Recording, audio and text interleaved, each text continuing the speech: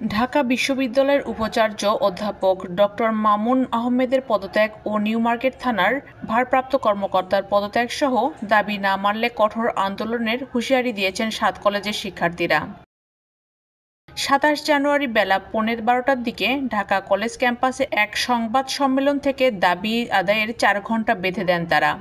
আমাদের যে ২৪ ঘন্টা সময় আছে সেটা একটু আমরা সংশোধন করলাম, সেটা হচ্ছে ৪ ঘন্টা হবে। ৪ ঘন্টার ভিতরে বিকেল ৪টার মধ্যে প্রবেশী মামুনকে পদত্যাগ করতে হবে। সংবাদ সম্মেলনে বক্তব্য রাখেন ঢাকা কলেজের শফিক উদ্দিন ও ইডেন মহিলা কলেজের সুমাইয়া আক্তার। তারা বলেন, সোমবার বিকেল ৪টার মধ্যে ডাবির উপাচার্যকে পদত্যাগ করতে হবে, নিউ মার্কেট থানার ভারপ্রাপ্ত কর্মকর্তাকে পদত্যাগ করতে হবে, না হলে ৭ কলেজের শিক্ষার্থীরা কঠোর কর্মসূচি ঘোষণা করবে। আগামী ৪ ঘন্টার ভিতরে এই হামলাকারীদেরকে শনাক্ত করে বিচারের আওতায় আনতে হবে।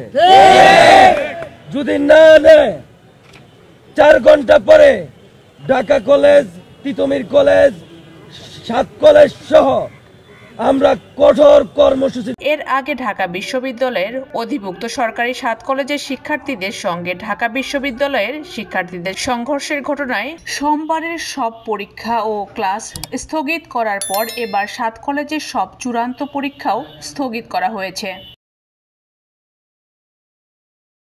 এর আগে ২৬ জানুয়ারি ৫ দফা দাবিতে আন্দোলনরত ৭ কলেজের ৩ শতাধিক শিক্ষার্থী প্রায় ৪.৫ ঘন্টা সায়েন্স ল্যাব মোড়ে অবরোধ করে রাত ১০:৩০টার দিকে ঢাকা বিশ্ববিদ্যালয়ের উদ্দেশ্যে মিছিল নিয়ে আসে।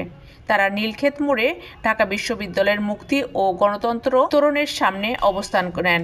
এক পর্যায়ে ঢাকা বিশ্ববিদ্যালয়ের বিভিন্ন হল থেকে কয়েকশো শিক্ষার্থী বের হয়ে এসে মাত্র ১২,০০০ টাকায় সুন্দরবন ভ্রমণ করুন, your tours and travels Bogura তাদের ধাওয়া দেন। পরে ৭ কলেজের শিক্ষার্থীরা একজোট হয়ে ঢাকা বিশ্ববিদ্যালয়ের শিক্ষার্থীদের ধাওয়া দেয়। এতে উভয়ের মধ্যে সংঘর্ষে অন্তত ৪০ শিক্ষার্থী আহত হওয়ার ঘটনা ঘটে।